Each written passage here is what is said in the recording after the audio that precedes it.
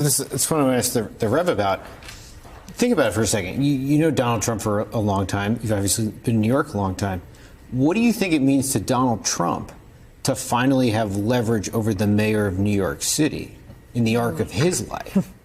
It means everything. I mean, Donald Trump is a New Yorker, an out-of-borough New Yorker, who felt that he was never regarded and respected by the Upper East Side crowd that eats at the Regency and Park Avenue. And now he's got the city in the palm of his hands. Who knows what we don't know? We know he's talking about immigration. We know he's talking about violent crime, stop and frisk. But what real estate deals, what regulations, what business deals could the mayor of New York do? So we don't miss the story here. The political deal is some people in our community, Haitians, people from South America. I just spoke with Bishop Matthew Hyde the other night at St. John's of the Vine about the humanity of migrants. So we're going to bargain our human rights and civil rights defense of migrants so that we'd have a political deal. If Donald Trump or the Justice Department felt that Eric was mistreated in some ways, and some of us did, why didn't you pardon him? You pardoned people that physically assaulted people January 6th. Why did you throw us into this quagmire and have people now saying Hochul ought to remove all of that when you could have pardoned them unless you wanted to put the city of New York as hostages? So, Reverend Sharpton, let me follow up on that. A number of Democrats have really denounced the events of the last few days. Richie Torres said the mayor of New York City has been compromised, said the city of New York has been all but reduced to a subsidiary of the Trump administration. So my question to you is, do you have faith right now that Eric Adams is governing New York City with the city's best interests in mind? I mean, I think that I would make that judgment once all of us meet, but I think that what we really are looking for is, will the judge allow this to have the charges dropped? This judge should sit down and say, I've heard in the public what the assistant U.S. attorneys resigned. I'd like to have a hearing with all of the parties and let them present. Then if you in writing, and Michael, I'm sure read the letter, in writing had the question of immigration, the question of crime. Those are not legal reasons to drop a case. Explain to me, the judge should say, what are the legal reasons that this did not reach the bar? Talking about that it was too close to the primary. It was 9 months before the primary. People in Congress run every 2 years. Everybody's running 9 months before. It's ridiculous. The judge in this case should say whether or not he's going to allow them to drop the charge. So, Dave Arenberg, let's go to you for legal analysis here, just on how unusual, first of all, the deal was, but also how you perceive what is a seemingly open rebellion there at SDNY. The whole thing stinks, Jonathan. So let's go back to what Eric Adams said on Fox News. He said, I have a lawyer, Alex Spiro, who's a really good lawyer. He would never do something like this.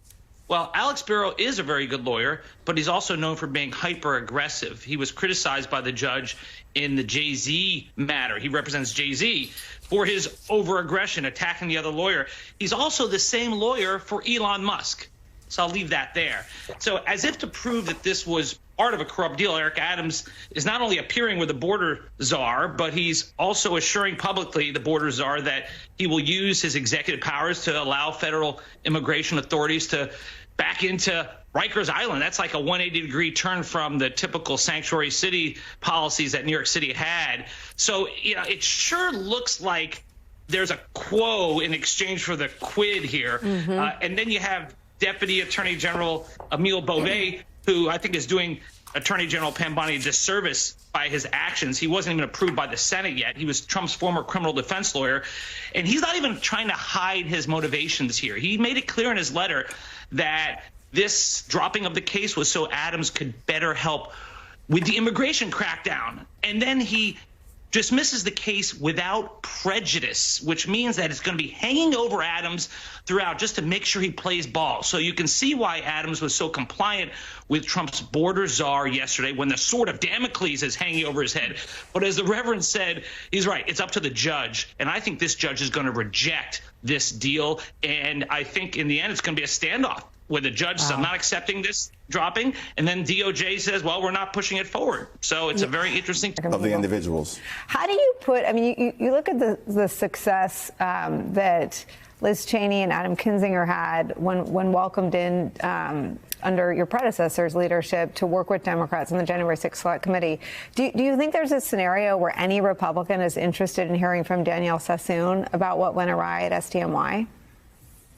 That's going to be interesting to see. We certainly look forward to providing any opportunity that we can for her to present her story and the information to the American people. She'll be a very compelling individual.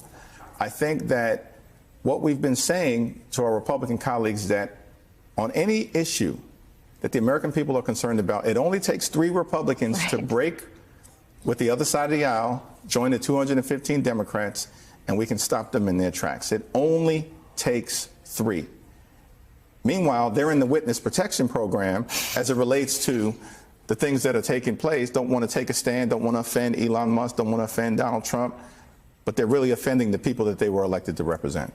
Are you starting to see any evidence of that? I mean, do you have the campaign side evidence that in some of those tougher districts it's hurting them? On the campaign side, there's a lot of activity that is taking place to hold House Republicans accountable now for their failure to govern in an enlightened fashion. And that will have consequences next November. But we need them to do the right thing now. Right. I want to ask your opinion about Eric Adams' ability to govern the city of New York. And if you agree with Congresswoman Alexandria Ocasio-Cortez, who says he's currently being coerced by Donald Trump. He's going to have to make the case to New Yorkers that he still has the capacity to behave as an independently elected official, not someone who's taking orders or who is on a short leash relative to the Department of Justice. It should trouble everyone that this decision was made to recommend the dismissal of charges, which ultimately a judge will have to approve, but only to dismiss the charges without prejudice, which effectively means it can be brought back at any point in time. And so there is a prosecutorial gun being put to the head of the elected mayor of the city of New York. That's deeply disturbing. And the mayor's going to have to answer those questions to the people that I represent in Brooklyn and to the people throughout New York City. Is he compromised? I think that's a legitimate question to ask, and he's going to have to answer that question sooner rather than later, not just through his words, but through his actions. I mean, Tom Homan's words are, I will be, quote, up his butt, end quote. I apologize for Mr. Homan's choice of language. It certainly seems that Tom Homan thinks that he resides somewhere in his anatomy. Yeah, it was an extraordinary interview. I saw clips of it, an extraordinary statement. But what I will say is we're not going to let the Trump administration intimidate the people of the city of New York. But they believe that they literally occupy space inside the mayor's anatomy, figuratively It's an extraordinary speaking. statement. This is why Eric Adams is going to have the burden of having to demonstrate to the people of New York otherwise, not simply convince But what burden do Democrats have to oppose flagrant, on its face, on TV, paraded on Fox News corruption? That's something that's going to be worked out. And I think, as Reverend Sharpton just said, there are ongoing conversations to try to figure out, where we land on this sooner rather than later. All right. I want to ask you about what's happening overseas. Speaker Pelosi spent a lot of time reassuring our allies, really throughout her career still spends time when the Democratic Party didn't adhere to the ideals of the Republican Party from the time the Mile Boss was president, George W. Bush, but definitely during Trump's first presidency. And I wonder if you see Elon Musk take the world stage and you see some of Hegseth's comments over there that are being compared by very senior national security folks, I'm sure you're hearing even more than I am, to Neville Chamberlain-like language around the war in Ukraine. What do you feel you can do as one of the 2 most powerful Democratic leaders in America to reassure our allies? Well, appeasement failed in the 1930s, and it will continue to fail. This is one of the reasons why we pushed aggressively to make sure that the United States, in its capacity as leader of the free world, stood by Ukraine, not just for Ukraine's territorial integrity, but because freedom and democracy and truth are on the line, and the post-World War II NATO alliance, the greatest military alliance in the history of the world. And it was shameful that the vice president went over there and effectively is trying to start the process of detonating it. And we can assure our NATO allies, that there are members of Congress, I believe on both sides of the aisle, Republicans hiding in many ways, but on both sides of the aisle, who understand that it's good for America to lead the free world and not turn it over to China and Russia and Iran. Good for America and our national security. And we will continue to press that point publicly. Folks, we've talked about this for years.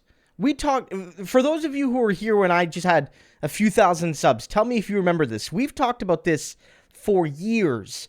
How Donald has this deep insecurity about his own hometown because he's never really been welcomed.